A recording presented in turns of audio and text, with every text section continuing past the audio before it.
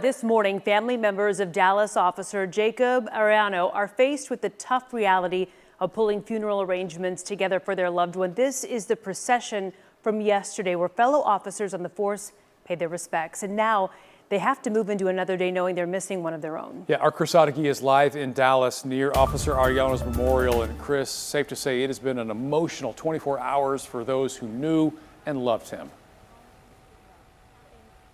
Yes, Mark, and it will be a solemn morning here at the Northwest Patrol Division where they already have the squad car, flowers on it for the memorial. We anticipate that the amount of flowers will probably grow throughout the day. It was this station where Officer Arellano was headed to come into work yesterday morning when he was hit by that wrong-way driver. We'd been following that crash all morning on Wednesday. Then as the hours passed, we saw more and more officers began showing up at Methodist Dallas until multiple police sources confirmed to us that Arellano passed away about 10 hours after the crash. A traditional procession then took place through Dallas, taking his body to the medical examiner's office.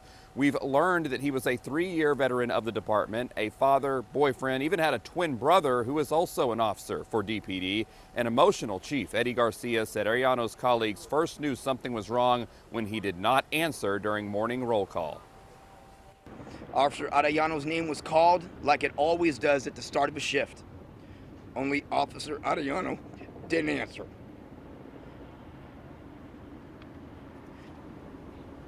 It was at this time members of First Squad started making calls, trying to find out where their brother may be.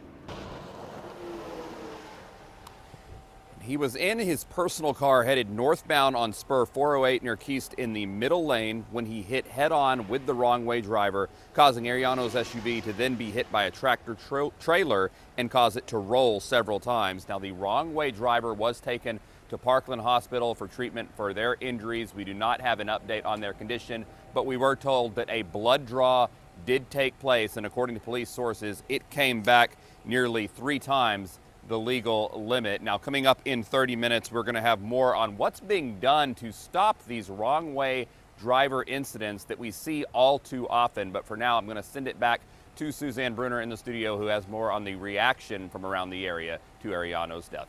Yeah, Chris, good morning. And this morning, what we're seeing is many police departments across North Texas sending messages of support and prayer to the Dallas Police Department and Officer Arellano's family, from Irving Police to Garland, Fort Worth, and Grand Prairie, and so many others, including Officer Arellano's alma mater at New Mexico State, where he played football. They tweeted this out, saying they're deeply saddened, saying that Jacob was an outstanding young man, and our thoughts and prayers are with his family and friends. Now, Officer Arellano was a defensive lineman and played on the team with his twin brother, who is also a Dallas police officer.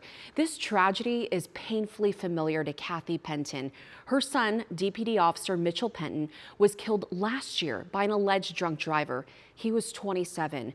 Going through a similar loss, she asked the community to support the Arellano family as much as possible.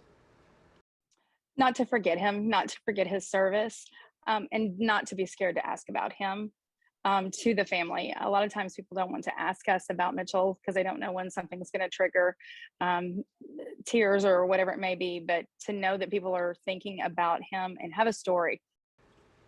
Kathy has asked people to write their story about Mitchell, and she has created a memory book with those stories. Now, Kathy learned about Officer Arellano's passing on her birthday, and you can see right behind me, this is a post she shared on Facebook saying she is thanking folks for the texts, the calls, and posts for her birthday today, but really no celebration is necessary. Instead, she's asking for one thing, and that's for people to take a moment to pray for Officer Arellano's family.